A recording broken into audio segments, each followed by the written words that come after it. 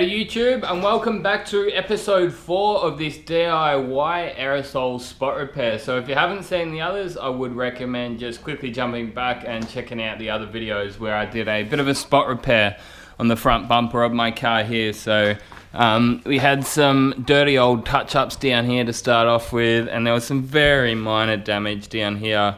So yeah, I repaired, primed and painted all of this in my garage using nothing but aerosol cans, and it's actually been about 3 weeks, 3 or 4 weeks since I painted it, so it's cured up nicely. So yeah, it's time to polish it. I just haven't got around to doing it yet, so I thought I'd show you guys the polishing stage. As you may remember from part 3, the clear coat does dull down a bit, and that's kind of to be expected when you're using acrylic clears, and it wouldn't really change too much even if you were spraying it out of a gun.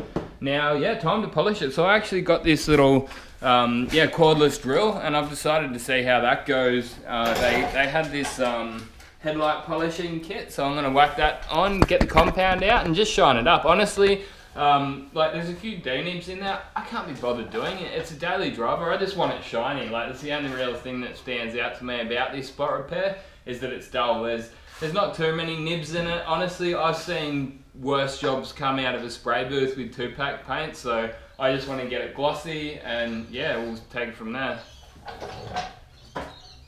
Alright, so in this headlight polishing kit, they've actually got a couple of sanding discs, which is pretty cool. So I don't think I'm going to use them. I'm not really going to need them. You would have to be very careful using those sanding discs on a rotary polisher because, well, that's a drill, so you would possibly sand right into your headlight. So if you are getting one of these kits to do your headlights with, just be extremely careful. I'd be more inclined to use these kind of 2000 grit sandpapers, and they've actually got quite a range there, but I'd rather use that on a orbital sander rather than a rotary drill or buff or something like that. So yeah, we've got a cutting pad there, the lamb's wool pad. Yeah, I'll probably steer away from that one.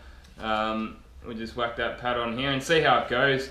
If this doesn't work too well, I've always got my my orbital buffer here, so it's kind of like the Roops Bigfoot for those who are familiar with it.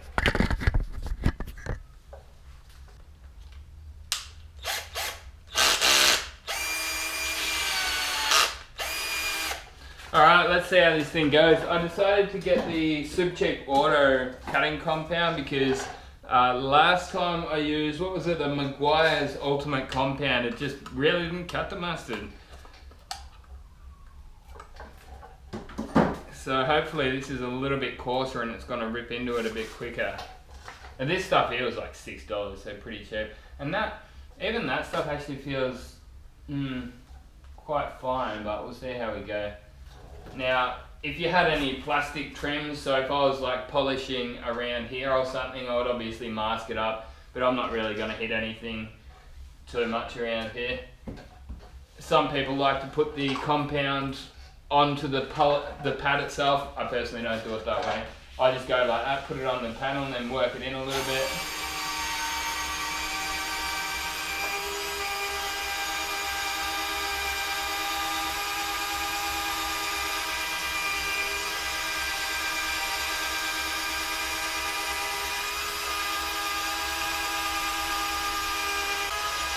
So I'll grab a polishing microfiber cloth. Let's do this blend here. So I actually was editing the video for the spraying part of this, and I was looking at myself. I used this, right? So I put this just thinners over the edge where I did the clear coat blend here, and I was watching myself and I was thinking, you know what, if I wanted to get that clear coat blend better, I could have sprayed some of the acrylic clear coat in and done like around a 50-50 mix or something of the acrylic clear and the thinners, and that would probably just help it blend out a little bit nicer.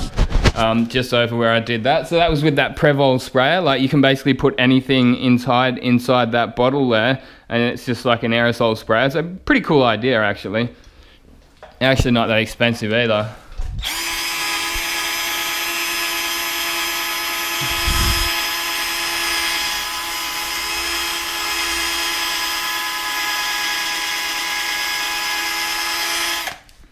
Let's have a look at how that's polished up. Oh, that's good. Like, oh, hold on, it's still a little bit dull here, but I reckon if we give that a bit more of a work through, we'll get that pretty good. Not as good as if it was 2-pack, but yeah, we'll see how we go.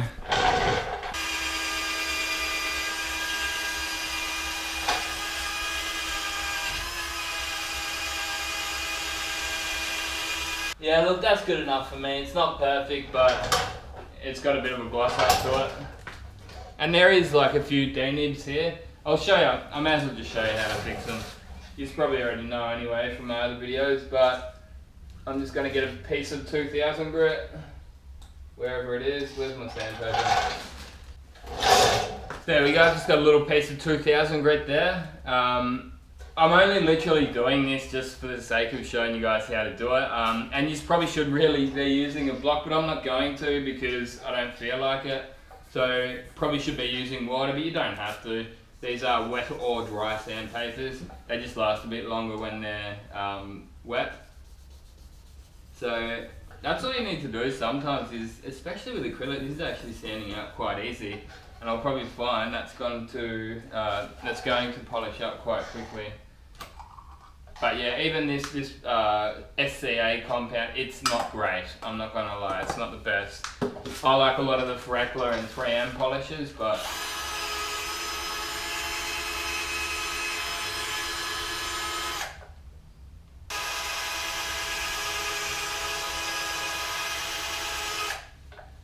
let's have a look at how this is going. Is it even getting anywhere? Yeah, it is. That's starting to polish it up. But it's taken quite some time. I'm just gonna get this bad boy out and see if we can speed that process up.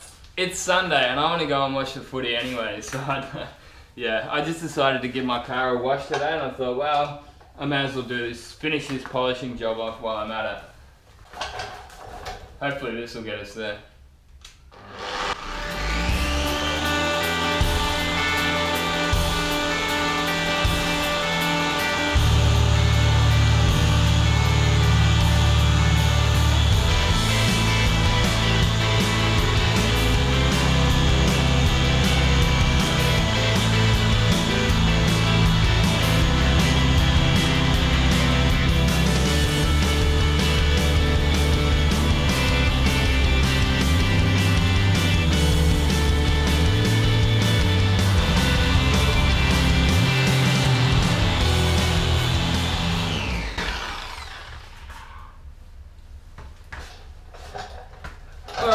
So that definitely went a lot quicker with that big polisher, and it's starting to gloss it up.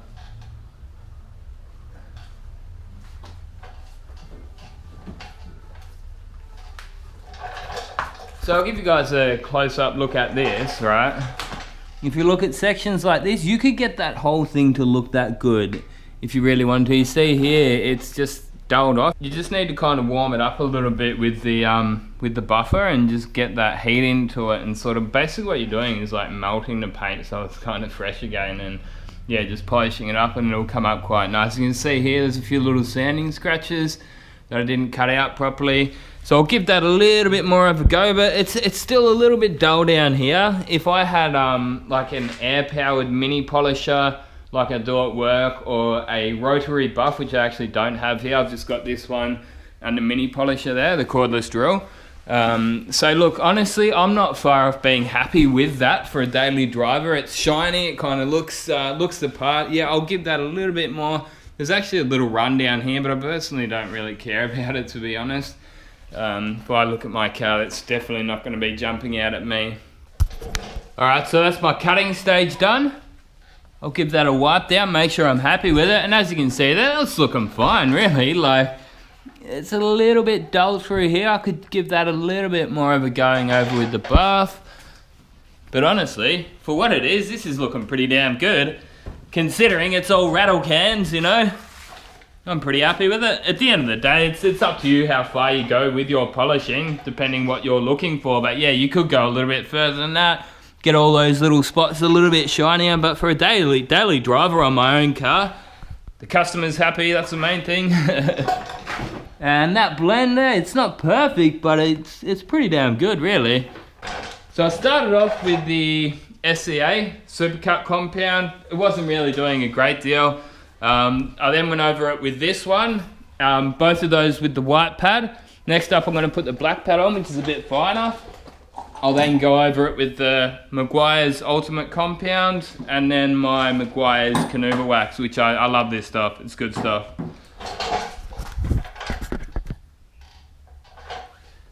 So yeah, wipe each stage off, you know, you want to get that compound off before you go and put your next one on. And swap this pad over. I had this thing going really fast, like ideally I would actually have a rotary buff. I personally don't have one. But yeah, it's all good. Make do with what we got.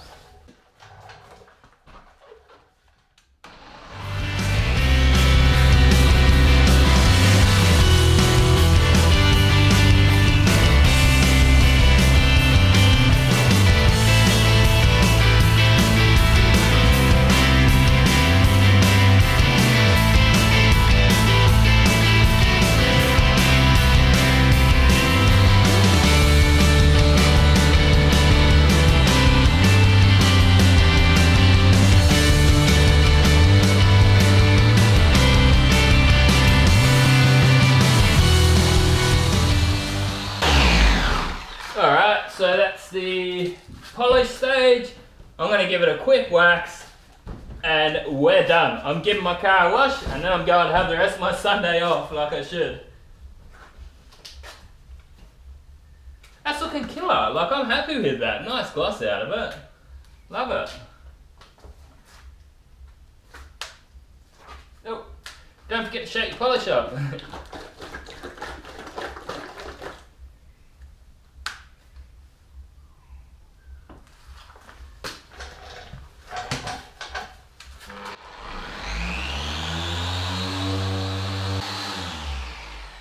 You know what, I'm just going to give that bonnet a quick lick over while I'm here, why not?